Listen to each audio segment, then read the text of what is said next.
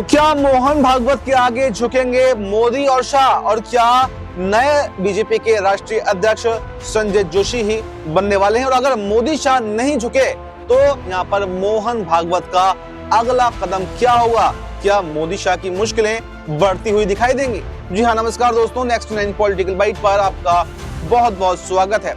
इस वक्त की सबसे बड़ी खबर बीजेपी के राष्ट्रीय अध्यक्ष को लेकर है और खबर ये सामने आई है कि 30 जून तक बीजेपी को नया राष्ट्रीय अध्यक्ष मिलना ही मिलना है, क्योंकि हम पिछले काफी समय से देख रहे हैं कि ये खबर आती है कि अब राष्ट्रीय अध्यक्ष का ऐलान हो जाएगा, अब हो जाएगा, लेकिन लगभग बात करें तो 6 महीनों से वो बार बार चुनाव टलता जा रहा है और कोई भी नया राष्ट्रीय अध्यक्ष नहीं बन पाया, बल्कि जेपी नड्डा ही 6 सालों से, अगर कहें 6.5 सालों से राष्ट्रीय अध्यक्ष पद की कमान संभाल रहे हैं। हालांकि बीजेपी ने खुद ये ऑफिशियली ऐलान किया था जब 2024 के कार्यकाल से चुनाव से पहले ही जेपी नड्डा का कार्यकाल समाप्त हो गया था, लेकिन क्योंकि देश भर में चुनाव था तो उसके मद्देनजर बीजेपी ने जेपी नड्डा के कार्यकाल को 1 साल के लिए बढ़ाया था, जो वो भी 2025 जनवरी में समाप्त हो चुका है। लेकिन अब बात यह है कि आखिर मोदी और शाह क्यों नया राष्ट्रीय अध्यक्ष नहीं चुन रहे?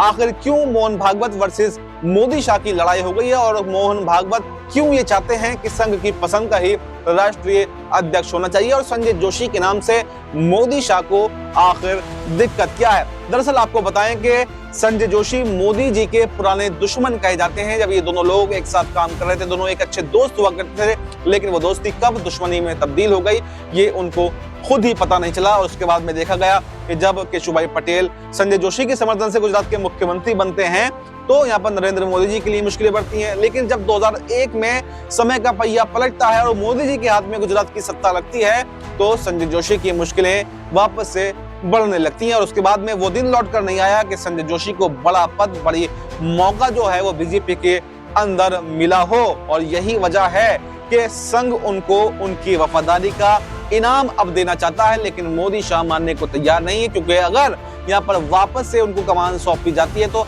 वैसे ही खेल हो जाएगा कि एक मियान में 2 तलवारें नहीं रह सकती। क्योंकि पहले शुरुआत में भले ही दोनों ने एक साथ काम किया हो, लेकिन उसके बाद में कभी भी दोनों लोग एक साथ में नहीं रहे हैं। तो ऐसे में अगर संजय जोशी को राष्ट्रीय अध्यक्ष पद की कमान मिल जाती है तो मोदी शाह की मुश्किलें बढ़ सकती हैं। वो आएंगे, संगठन में बदलाव करेंगे, कैबिनेट में बदलाव करेंगे, अपने रूल्स रेगुलेशंस लागू करेंगे और कहीं ना कहीं संघ का दबदबा भी बीजेपी के अंदर बढ़ जाएगा, क्योंकि मोदी शाह ने पूरा कंट्रोल अपने हाथ में ले रखा है और संघ यही चाहता है कि मोदी शाह ने जो कंट्रोल अपने हाथ में ले रखा है वो कहीं ना कहीं उनकी पावर कम होनी चाहिए। लेकिन ये देखना अब काफी दिलचस्प होने वाला है कि क्या मोदी और शाह संघ के आगे झुकेंगे और संजय जोशी को कमान मिलेगी, या फिर मोदी शाह अभी भी आगे अपनी मनमानी करते रहेंगे। क्योंकि आपको बताएं कि 2024 के चुनावों में जेपी नड्डा ने बड़ा बयान दिया था। उन्होंने कहा था कि संघ को अब बीजेपी की जरूरत नहीं है, बल्कि बीजेपी अपने द्वारा, अपने संगठन के द्वारा, अपने नेताओं के द्वारा, अपनी योजनाओं के द्वारा ही जीतती है।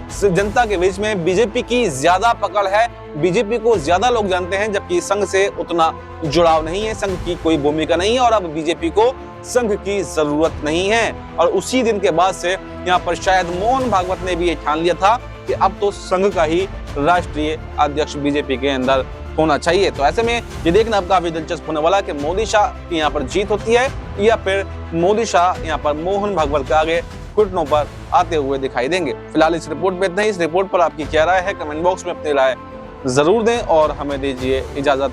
नमस्कार।